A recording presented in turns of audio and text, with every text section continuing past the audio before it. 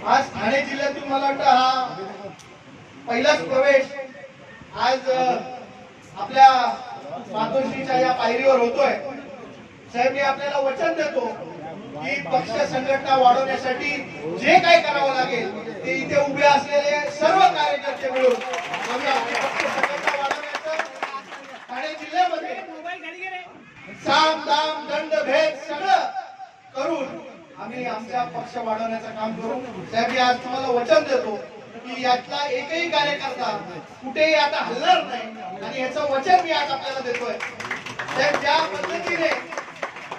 ज्या पद्धतीने काही लोकांची वागणूक आमच्या बरोबर होती, आम्ही जरी सत्ताधारी पक्षात असलो तरी आम्हाला आमच्यावर केसेस दाखल केले गेले, आमच्यावर गुन्हे दाखल केले गेले, हे सगळं अन्यायकारक आणि महाराष्ट्र तोडण्याचं काम जे लोक करतायत त्यांना सोडून आज आम्ही तुमच्याकडे आलेलो आहे। आम्ही महाराष्ट्र जोडण्याचं काम करणार आहे।